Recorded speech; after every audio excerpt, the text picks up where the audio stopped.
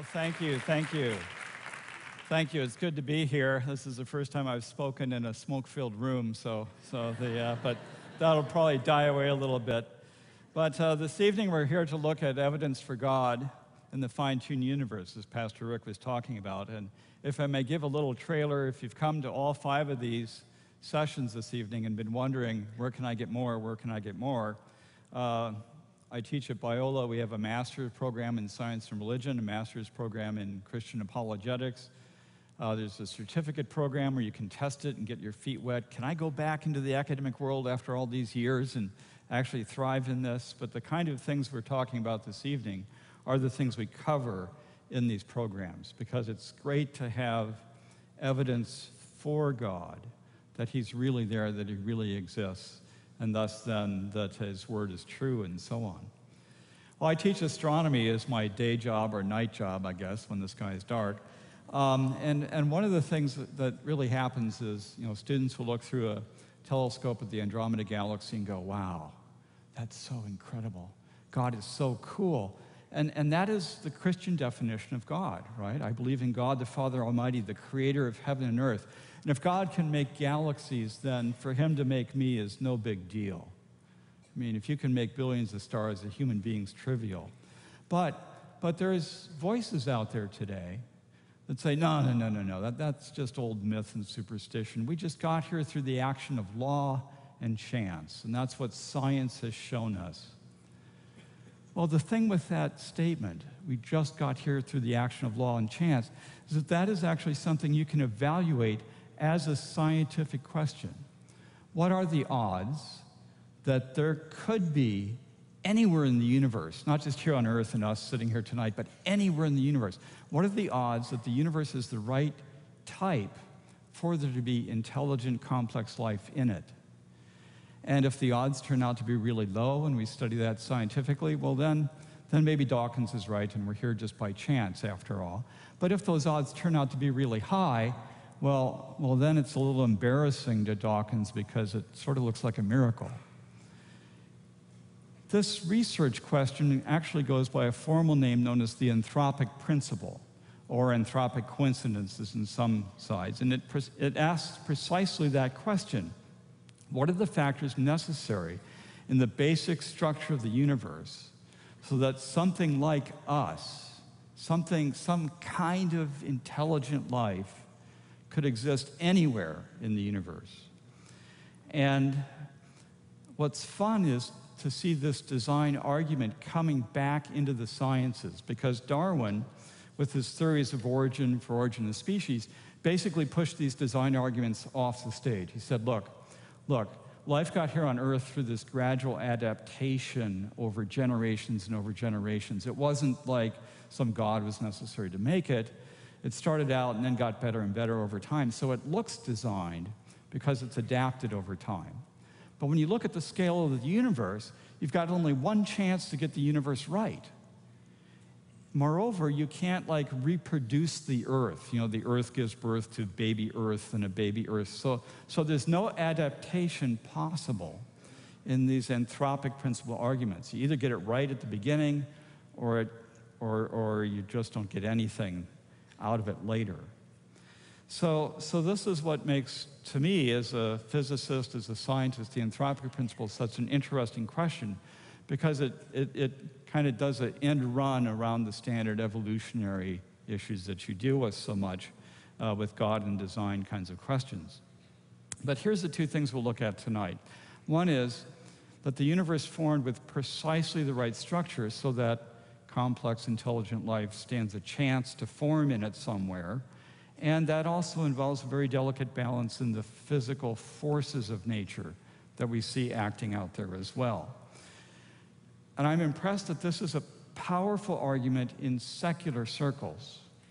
I teach physics during the day, and the very final sentence in the textbook I use, it's a secular physics textbook, talks about the anthropic principle. The final sentence is, it might even seem that the universe is exquisitely tuned, almost as if to accommodate us.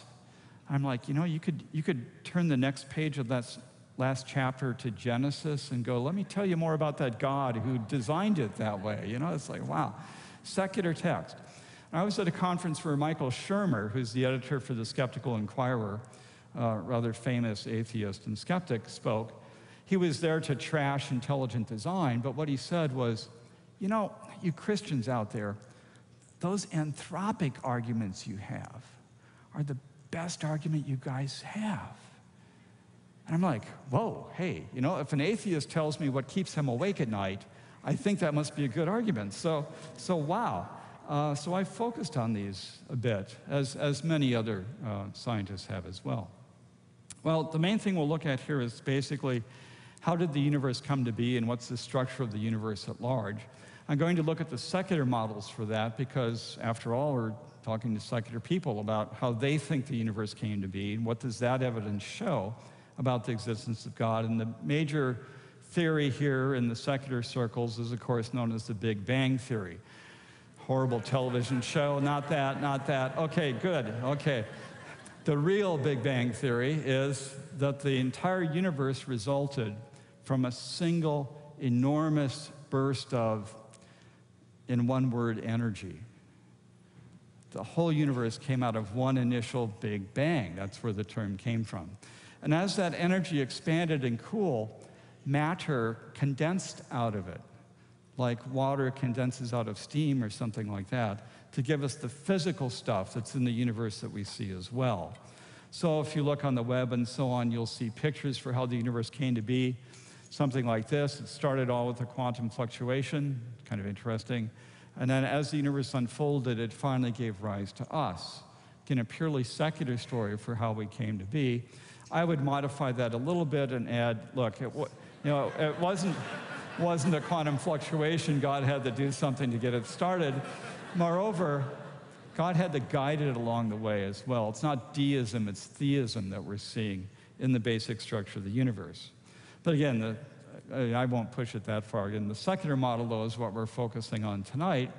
And this is how the universe came to be, strictly following the laws of physics. And what's so anthropic about the laws of physics? Well, the first point is, it was not a bang at all. That's a bad term to use for it. This was discovered in the 70s with computer modeling, when people started to say, okay, what was the rate at which that energy expanded into the universe and formed the universe as it was expanding? It had to get that expansion rate right to 1 part in 10 to the 55th. I won't write out all the zeros. 1 part in 10 to the 55th. If you're off just a tiny little bit, what happens? The universe expands too fast, and you can't get any structure formed. You just get hydrogen gas or something like that coming out of it. And if it expands just a little bit slower, what do you get? Well, gravity wins, and it collapses back on itself, and no interesting things can result out of a black hole. So the Big Bang has to be this absolutely perfectly shaped process of expanding the universe at just the right rate. And it shouldn't be called the Big Bang, it should be called something like the Big Jewel, okay? Because in every direction there's perfect symmetry, there's perfect evenness, just it's more precision in the faceting than anything we could imagine to make a universe of that precise expansion rate. Just incredible. Well, okay, you're going to have the universe expand at some rate, then you have to put stuff in it. You have to put the mass in it. And this is where, okay, density is the mass per unit volume, just a little refresher there. But where did that mass come from? The mass came from that initial energy. The energy condenses into matter. But what normally happens is that you get matter and antimatter produced in equal amounts. You get what's called pair production, where, yeah, the energy's flying along and it turns into matter, but it makes a regular particle and the stuff from Star Trek, you know, the antimatter stuff. And what should have happened then was the matter and the antimatter go flying along for a few more seconds and then meet and annihilate and turn back into energy. So the universe should not have any matter in it at all. It should have just been a brief flash of some stuff that annihilated itself and it went on being energy. But 1 time in 10 billion, the matter formed without its antimatter evil twin. Why? Well, they're still researching that. That's what the Large Hadron Collider and things like that are working on. But somehow that slight asymmetry just gave rise to just a tiny dusting of matter in the universe. And most of it then went back to reverting into energy again. But we end up with just the right mass at the end of the day, so that what? Well, if it had been 0.5 in 10 billion, then there would not be enough mass to form any galaxies, any big structure in the universe. If it had been 2 parts in 10 billion, then it would have been too much mass and you'd have ended up with a black hole universe again. Once again, the universe has just precisely got exactly the right amount of stuff in it. And yet there's this huge amount of space there with very, very little matter. It's just exactly the right energy balance and matter balance in the universe. If you step back and look at the structure of the galaxies in the universe, this is what you see. It looks foamy. There's bubbles and bubbles of nothing, and the bubble material itself, the foam, is the actual galaxies. The little speckles there are galaxies seen on the scale. That's just the right amount of matter in the structure of the universe. To show you the next point, I need to give you a sample. This is the temperature of the Earth. Take the Earth, iron it flat, look at the hot spots, look at the cold spots, and so on. What we're going to do, though, is look out at space, iron it flat, and look at the temperature that you expect to see out there. And what you'd expect it to be is 0. Space is cold. There's nothing really out there. The white stripe is the galaxy, okay, the Milky Way, since we're in the Milky Way, that's showing up. Turns out it's not absolute 0.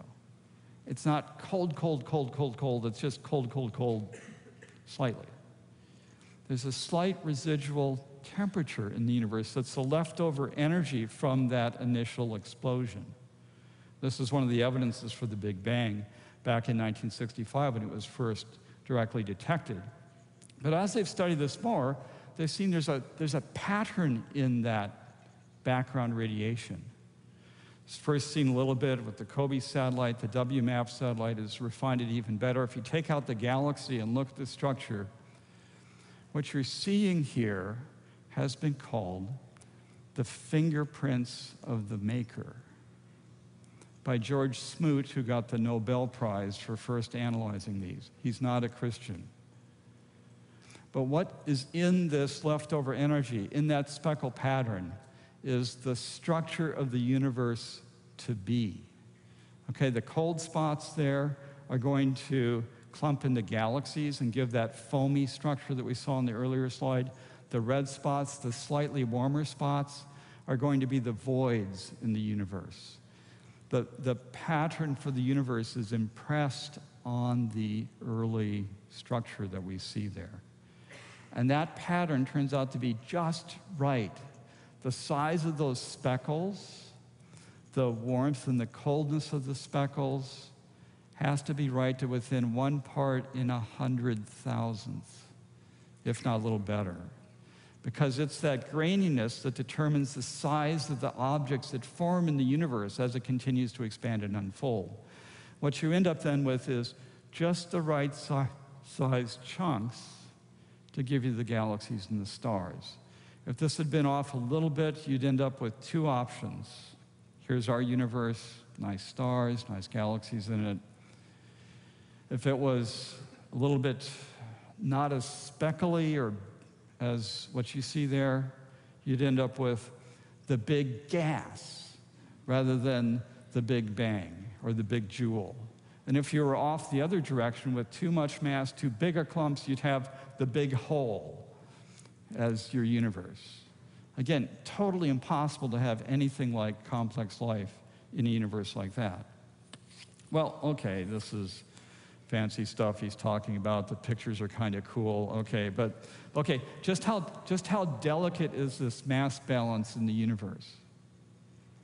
If you take a dime and add it to the universe, especially in its early stages, or you took a dime away, if you were off in the mass of the universe by 1 dime's worth of stuff, it would collapse or foof as a big gas. It's that delicate a balance in the structure of the universe, especially in its early stages.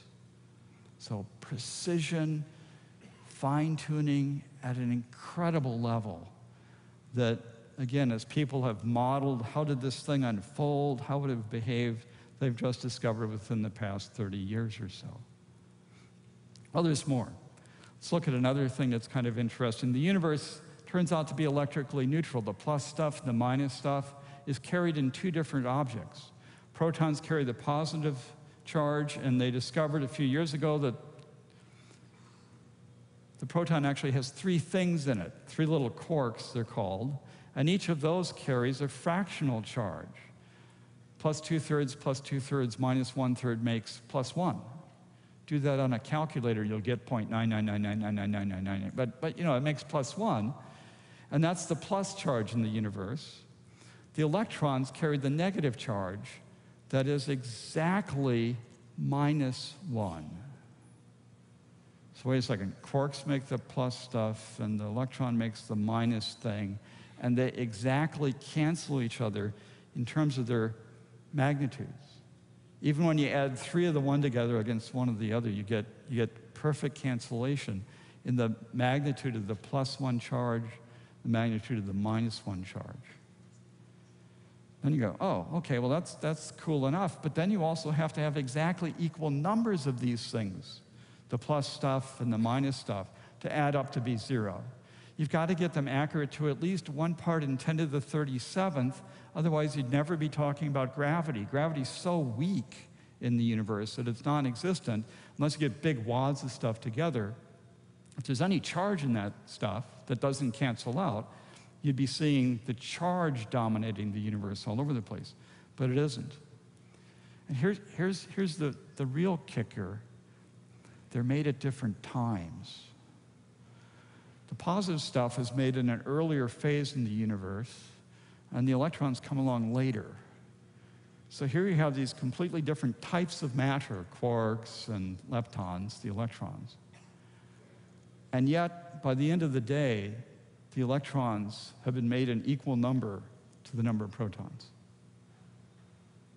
Yeah, just by chance, right? You know, it's like, okay, fine. You know, but it makes you pause. Wow, how could it be that precision-tuned to have worked out that way? One more we'll take a look at here. This is looking inside the nucleus itself at elements that are heavier than simple hydrogen. And in these, one of the puzzles that was not resolved until the 1930s was what keeps those protons together inside a nucleus. If you make oxygen or iron or gold or something like that, well, the protons are held together by what's called the strong force. Very profound term, right? You know, wow, gee, it's the strongest force in the universe. What are we going to call it? The strong force. Good, okay. But that is like Velcro. If the protons and neutrons get together really close to each other, they stick to each other well enough to overcome the repulsion that you have from the protons that are there in the nucleus, because otherwise the nucleus would just come flying apart. So once again, with the advent of computers and people with nothing better to do with PhDs, they said, hey, let's tweak the strong force a little bit, make it a little bit weaker, a little bit bigger, and see what happens to the basic chemistry in the universe. What kind of elements exist and which ones don't? And it's again, another spooky thing in the way it's normally called in the science world, just a spooky thing. Because if you made the strong force a little bit weaker, you'd only have hydrogen. If you made the strong force a little bit bigger, you get atoms stable way beyond uranium out there. So let me show you kind of a picture of this. You all remember this sometime in your past, right? You had a classroom with this on the wall, maybe not in beautiful color, but the periodic table. I pledge allegiance to the I mean, chemists do this every week, right? So, but if you notice, there's a little element out there known as bismuth. It's in Pepto-Bismol. It's probably where most of you have encountered it. But that is the heaviest element that's stable.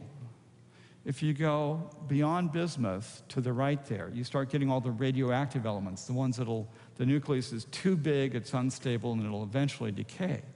If you go the other direction, well, you get all the lighter, more stable elements. So here's what happens. If you weaken the strong force, then bismuth is no longer stable. It decays. Lead's no longer stable. Oops, there goes the commodities market. Let's see, gold and platinum and so on are now radioactive. They're not going to stick around for long. If you run this too far, just again, you adjust the dial setting a couple % or so, you end up with a universe where only hydrogen works. You can't build much out of hydrogen, really. Anything else, if it existed, would be unstable. So, okay, well, that obviously doesn't work. You can't get a universe with complex life if you go that way. So let's go the other direction. Let's make the strong force stronger. And now all these things like radon and uranium and so on become stable. And that completely changes the sort of chemistry you could have in the universe. If you run this too far, you end up with the periodic table that we all know and love as just a tiny little subset of these mega atoms that dominate the structure of the universe. Again, can you get life out of a system like that? Highly unlikely. And you run it too far, you end up with a black hole universe again as well. So just the dial settings here are really incredible. Again, well, we've got a universe with just the right structure, just the right composition for complex life in it as well, because the strong force, electromagnetic forces, and so on are so finely tuned. You throw this off either way, you end up with either, again, the big gas, or you end up with the big hole instead of the big jewel that we have in our own universe. So what you see, and I could keep going for hours on this. I've got 6 hours worth of lecture, but I won't keep you all night, okay? But you really can keep going with these factors as we study and get a better feel for how the universe works, how chemistry works, and so on, how the Earth itself works. Spaceship Earth is really not a misnomer in that sense. It really does look finely tuned. It looks designed.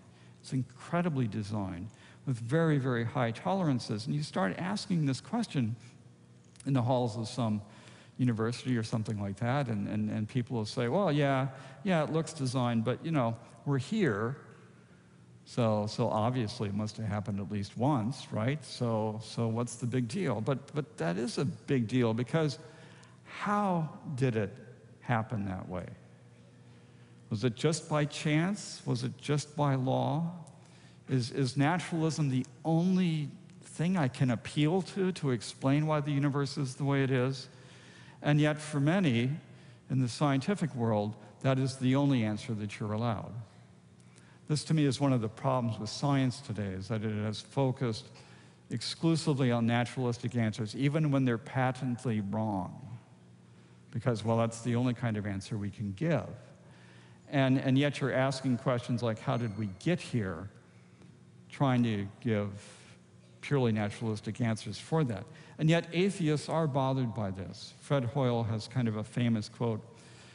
Look, a common sense interpretation of the facts suggests that a super intellect has monkeyed with physics as well as with chemistry and biology, so that there are no blind forces worth speaking about in nature. That's the most common sense interpretation of the facts that Fred Hoyle sees to it. So I come into the sciences as a Christian and look at this dilemma and say, good grief, why not consider God as a possible explanation for why the universe is the way it is? It really seems like that makes the most sense. Well, again, these factors were discovered one at a time by independent groups generally. And when they found that first dial setting, oh yeah, the rate of expansion, let's see, well, that's kind of interesting. And then, oh, that second dial, let's see, the mass density. Oh yeah, well, that's kind of interesting.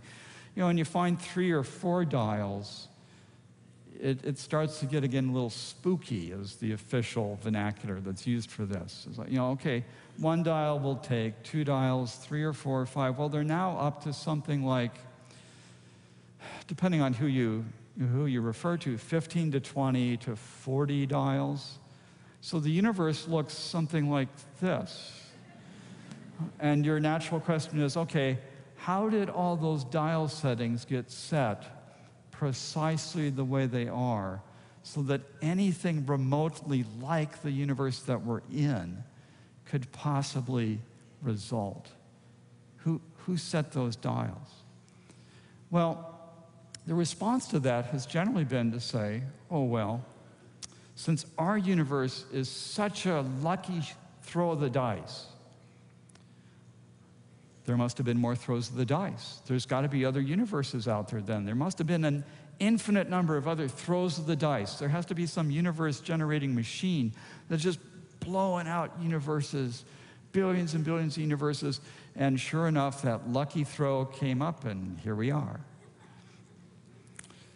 Now, that used to be science fiction until about 15, 20 years ago, multiple parallel universes and things like that, but now that's a pretty serious hypothesis that's being proposed specifically to avoid this exact problem. The universe looks too spooky in terms of its precision tuning for how it could have resulted to be the way it is. But there is one problem. It works great as science fiction. It does not work as science because we can't prove that those other universes really exist. Kind of by definition, our universe is everything that we see. And if we could see another universe, it would be part of ours. So how can you be assured that there's anything really out there like a universe-generating machine? And then why can't it be a universe-generating person anyhow?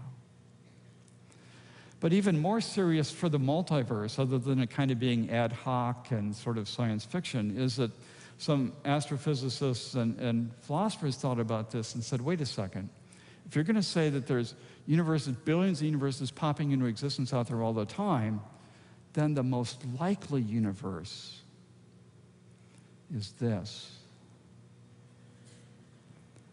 A brain in a vat pops into existence out of nothing, sits there and imagines that the rest of the stuff around it exists, says profound things like, I think, therefore I am, and then poof, flashes out of existence.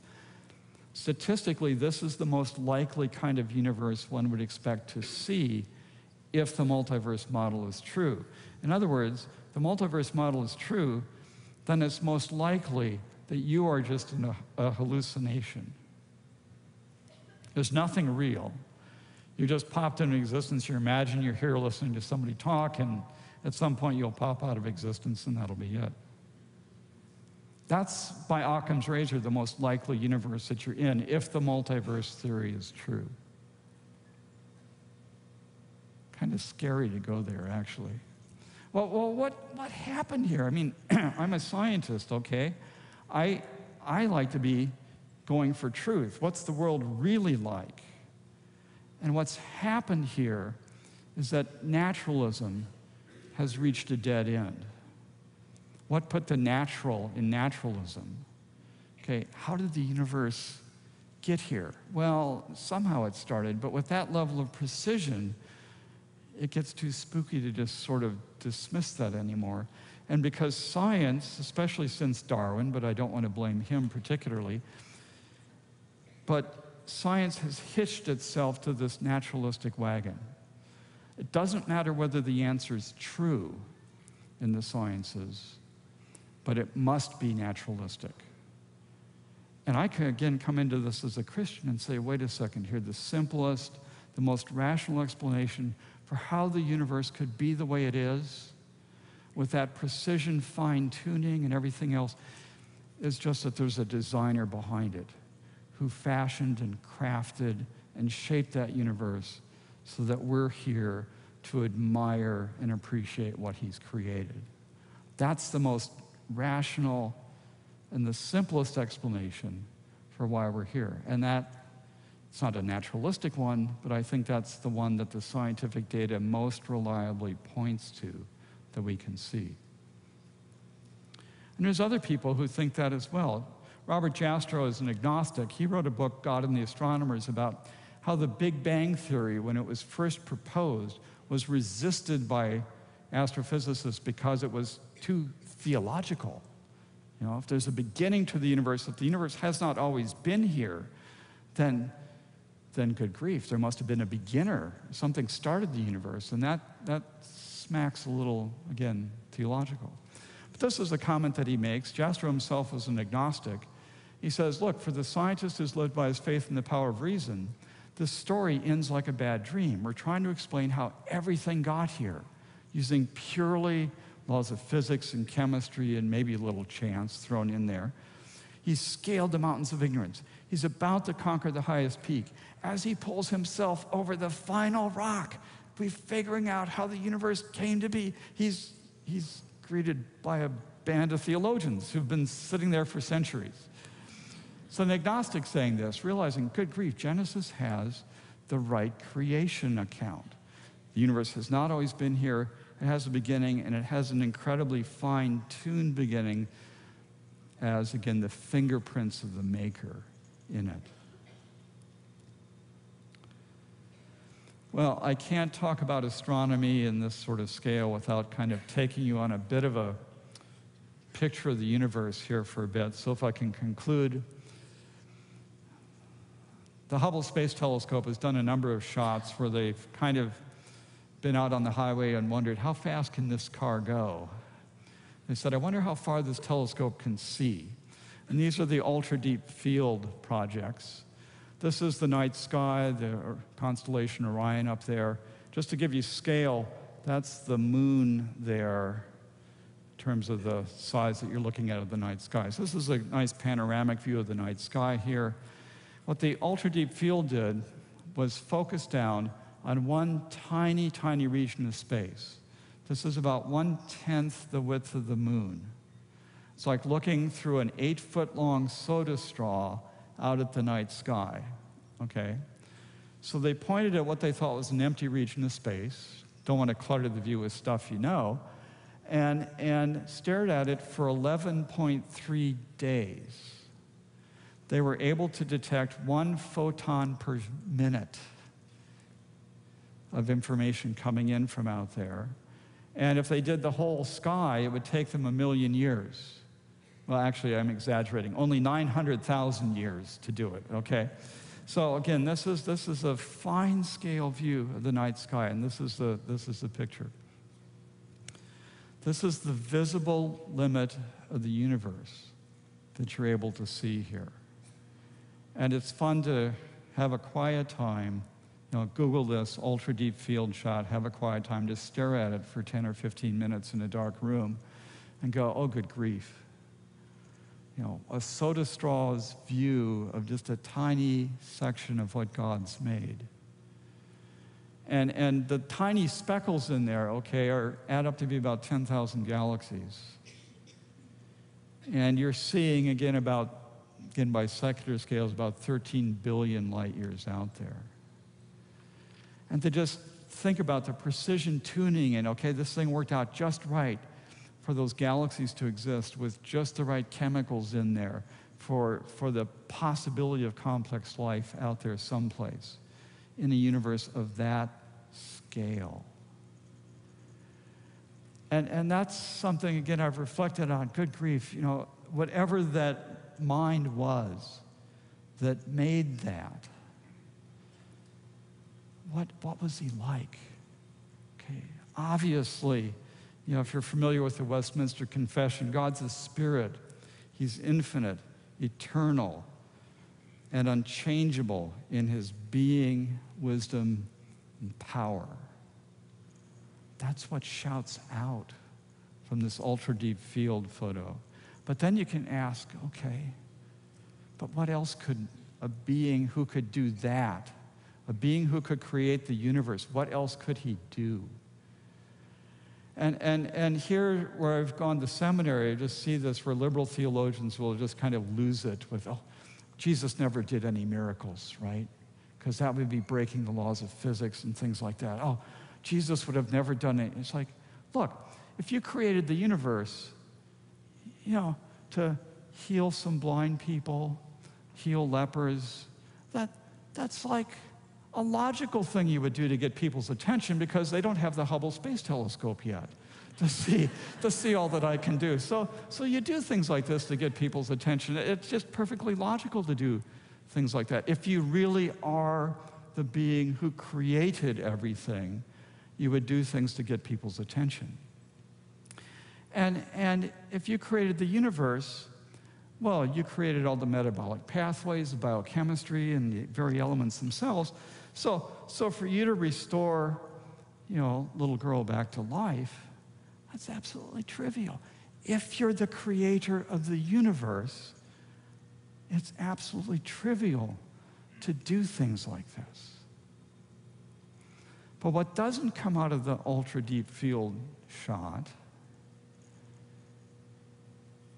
is what the Creator would do if some beings that he created decided to rebel against him. Oh, look at that. That little speck of dust over there, those creatures decided to thumb their nose at me.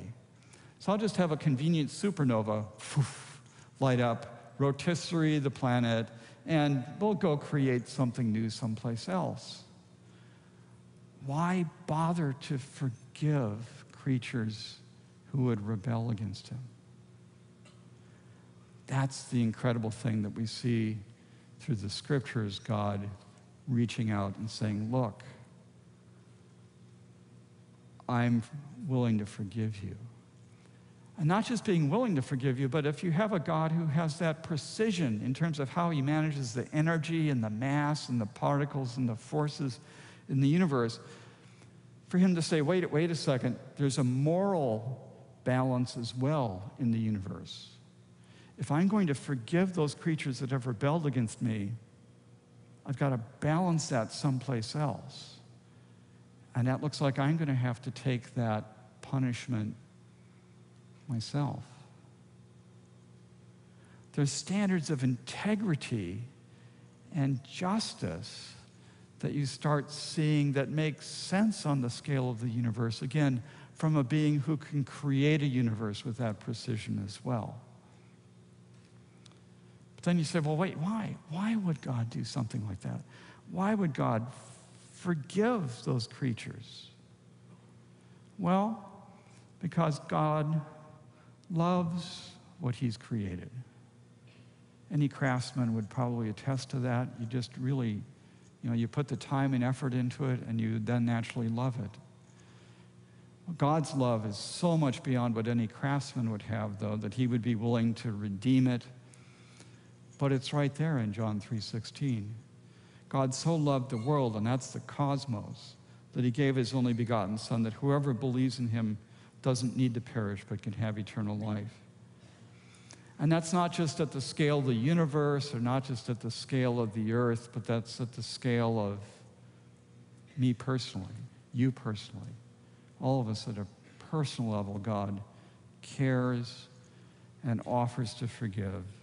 To me, that's the most incredible thing, is to study the structure of the universe, see this fine-tuning, see the precision, get an appreciation for what the Creator is, look at the scriptures for what the Creator is like, and realize that the Creator of the universe wants to be our friend, has redeemed us so that he can. Can we close in prayer, please? Fathers, thank you that you have placed us at a time where we can actually see to the very edge of the universe. You've shown us your handiwork just in the past 50 years in ways that people could not have ever imagined in times before. You've woken people up to the fact that it's so precisionally designed, so precisely there, that it cries out that you exist, that you care, and we can see that now. Many choose not to take the next logical step. But Lord, I just pray that if there's anyone here who hasn't taken that step, that they might pause and reflect and open their heart to you and accept your offer of forgiveness and redemption. Lord, we just thank you so much for what you've shown us and for how great you are. In Jesus' name, amen.